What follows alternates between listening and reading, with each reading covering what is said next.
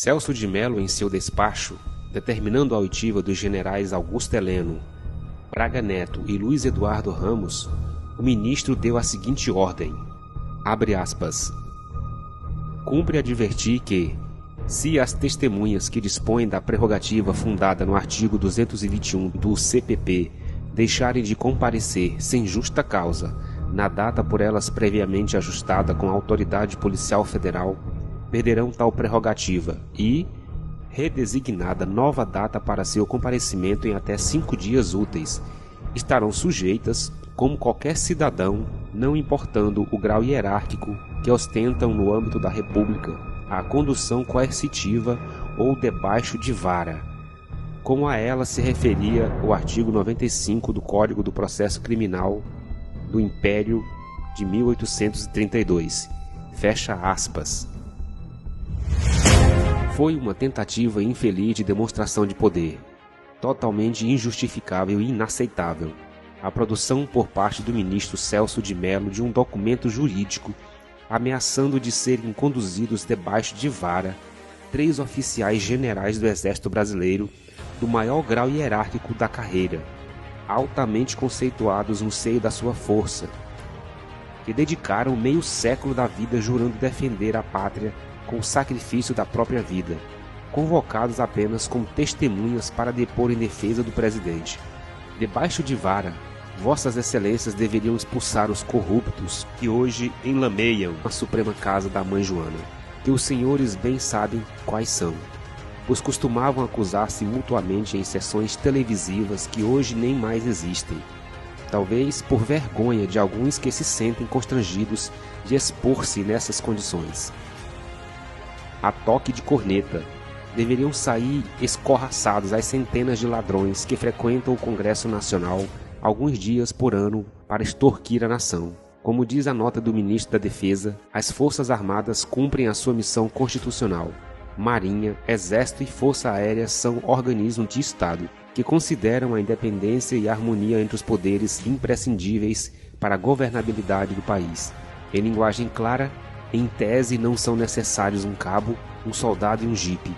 Para isso bastariam 3 medidas simples e constitucionais. Primeira, a extinção do foro privilegiado. Segunda, a apresentação dos corruptos denunciados pelo Ministério Público perante uma corte de primeira instância com juízes do naipe de um juiz Bretas, no Rio de Janeiro, e depois um grupo de desembargadores como os do TRF4, de Porto Alegre, empregando o regime de urgência semelhante ao utilizado para aprovar as falcatruas no Congresso Nacional, na calada da noite. E, terceiro, o prosseguimento dos processos de impeachment contra ministros do Supremo, engavetados no Senado, com a escolha de um relator honesto e patriota, como vários que existem naquela casa.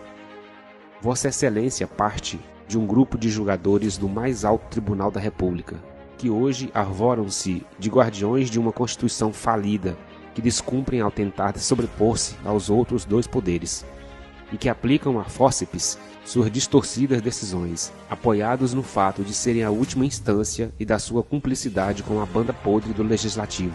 Nesse tribunal, apenas 2 julgadores são verdadeiros juízes de carreira, entre os quais o senhor não está incluído. Lembre-se de que foi alçado a essa condição para servir a um presidente corrupto que só não está preso por benevolência desse tribunal e pela idade avançada. Como é praxe dessa corte julgar diversas vezes o mesmo assunto até conseguir um resultado que atenda aos seus interesses, como no caso da segunda instância, o ministro, Vossa Excelência, ignorou que em 22 de 5 de 2019 o STF publicou acórdãos impugnando a condução coercitiva para interrogatório. Sua peça jurídica inicia-se com um erro crasso elementar de sua área, referindo-se ao governo democrático presidido por militares como regime militar, forma de governo inexistente juridicamente. O regime era democracia, pois funcionavam regularmente os 3 poderes do Estado, segundo a Constituição existente.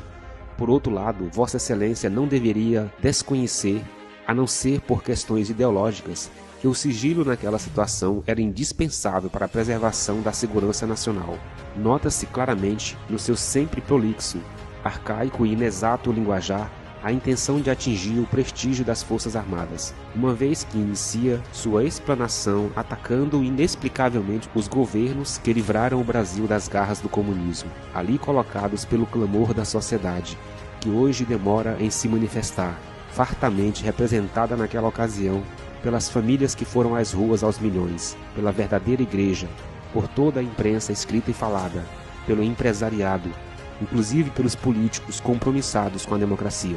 Governos que elevaram o Brasil a um patamar internacional muito mais elevado, que não retirou qualquer direito do cidadão, exceto o voto direto para presidente, pois o Congresso e as instituições continuaram funcionando normalmente. Por saberem que o estado de coisas está se encaminhando para uma situação onde as Forças Armadas poderão mais uma vez salvar o país, procuram rotular de antidemocráticas, incluindo ministros dessa corte, as manifestações populares com bandeiras nacionais, mulheres e crianças, sem qualquer incidente de violência, a não ser algumas exceções, talvez causadas pela infiltração de um daqueles militantes agraciados com sanduíches e ajudas de custo. É muito fácil esconder-se atrás das togas e das leis fabricadas em proveito próprio para impedir um presidente legitimamente eleito por 60 milhões de brasileiros de realizar suas promessas de campanha. Esses fatos e conceitos por mim assinalados são vox populis. Se tem dúvida de sua veracidade, façam como o presidente Bolsonaro, saiam às ruas. Certamente não levarão uma facada de um impune solitário Adélio, mas seguramente conhecerão o verdadeiro clamor do povo. Encomendem uma pesquisa com institutos isentos ou consultem a população em um plebiscito. Se para isso tiverem coragem, assim conhecerão as legítimas aspirações da sociedade. Brasil acima de tudo, Deus acima de todos. Major Brigadeiro Jaime Rodrigues Sanches.